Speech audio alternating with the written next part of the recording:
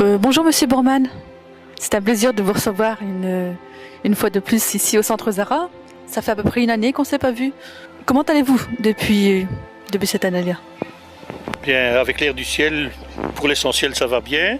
J'ai eu quelques problèmes de santé qui m'ont empêché de venir déjà lorsque j'ai désiré le faire. Mais pour l'essentiel ça va bien.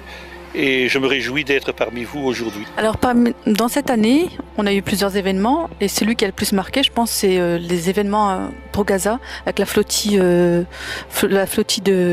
qui est arrivée à Gaza, qui a été bloquée. Qui a été terrorisée. Voilà. Donc, j'aimerais que vous nous donniez un petit peu votre avis, comment vous avez vu cet événement de votre côté, sur ce blocus de Gaza. Bien, le blocus, tout simplement, l'étranglement de Gaza, il reste inhumain, contraire à tout ce qui est judaïsme. Ça, c'est la donnée de base. Maintenant, concernant les événements de la flottille, nous avons aussi été choqués, désagréablement surpris, parce que peu de temps avant que la flottille a eu lieu,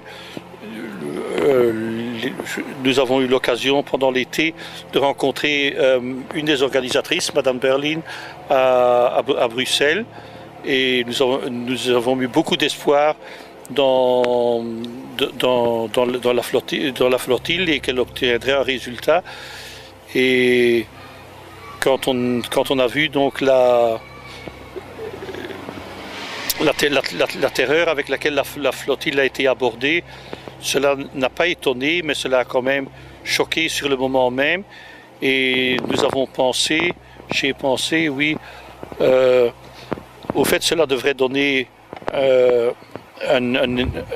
effet de galvaniser le combat, de continuer avec envoyer des bateaux donc à Gaza par la voie de la mer, aussi donc de militer pour faire lever le blocus. Et il a une fièvre médiatique pendant quelques semaines, mais je crois qu'il faut reprendre, il faut continuer le combat. Je crois que, au fait, la réponse à cet acte de piraterie des sionistes a été beaucoup trop faible. C'est mon opinion. Et dans ce sens, je fais naturellement un appel à chacun de nous pour soutenir Gaza, pour que Gaza ne sorte pas de notre cœur, qu'il soit une de nos premières préoccupations, de boycotter les produits sionistes, afin de faire chacun selon ses possibilités, chacun dans son milieu, de convaincre nos proches, nos prochains. Je crois pour les musulmans, le mois de Ramadan est une bonne occasion de faire l'examen de conscience, de voir est-ce qu'on a vraiment fait assez pour Gaza, qu'est-ce qu'on peut faire de plus. Donc c'est un combat spirituel qui doit se faire dans les semaines qui vont venir maintenant. Et pour nous, de notre côté, c'est la même chose. Nous devons redoubler nos efforts et ne pas nous laisser dévier vers d'autres thèmes. Gaza doit rester la priorité du moment, que ce soit par voie de flottille, que ce soit par d'autres canaux, faire ce qui est possible.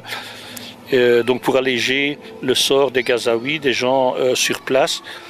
Et en plus du combat spirituel, c'est aussi un combat politique qui doit être mené. Il faut éclairer les gens autour de nous, mettre à nu le rôle de la clique Abbas, des gens qui sont de faux nationalistes, faux musulmans, très important. Il faut vraiment clarifier les fronts, et je pense qu'il y a beaucoup à faire dans le domaine. Donc voilà. Sinon, il y avait un autre événement cette année, donc qui a marqué cette année, c'est le risque de guerre des États-Unis et de l'Europe contre l'Iran.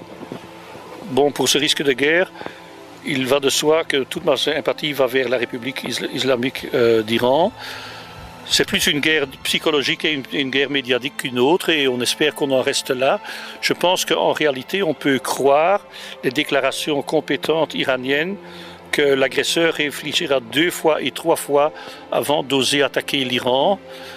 Et aussi dans ce domaine, il y a à faire. Nous ne devons pas être des propagandistes pour la République islamique d'Iran, mais il y a aussi un devoir d'éclairage dans ce domaine, et de contrer la propagande sioniste et autre propagande impérialiste qui est alliée avec le sionisme dans le domaine, et de souhaiter donc que l'Iran reste ferme, parce qu'elle a de mauvais alliés aussi, pour nommer l'essentiel. Le mauvais allié, l'allié incertain, c'est la Russie, où il y a des gens de très bonne volonté qui par tradition sont bons voisins avec l'Iran et sont anti-impérialistes, mais il y a malheureusement aussi des gens qui sont vendus au sionisme, et sinon au sionisme dans le rôle de nouveaux riches, tout simplement par un égoïsme capitaliste. Donc il faut aussi donc essayer de voir clair et de parler clairement dans ce domaine. Mais pour l'essentiel, je suis quand même confident qu'avec l'aide du ciel, les sionistes et leurs alliés réfléchiront effectivement 2 fois et 3 fois avant donc de s'en prendre vraiment à l'Iran. Maintenant, il y a entre-temps tout ce tapage de guerre psychologique avec les sanctions, etc. Nous approchons du mois de septembre petit à petit, et il y aura de nouveau une assemblée générale de l'ONU où on peut s'y attendre que son Excellence, le président iranien Mahmoud Ahmadinejad, sera de nouveau présent. Je dirais mon admiration ici que j'ai eue pour lui avec le meilleur journaliste américain qui l'a très bien interviewé d'ailleurs aussi, du point de vue métier, métier. Donc qu'il nous encouragera aussi par les déclarations qu'il fera à ce moment-là. Donc le Ramadan est là aussi pour lui, pour l'aider, pour se renforcer. Et cela aura certainement de bonnes retombées. Je pense que, sincèrement, qu'il faut avoir des nerfs d'acier. Les sionistes peuvent faire beaucoup de bruit, beaucoup de menaces, beaucoup de chantage, induire encore beaucoup de gouvernements en erreur. Mais en fin de compte, le compte à rebours a commencé, et ce sont eux les perdants. Merci, M. Bormann. Merci bien.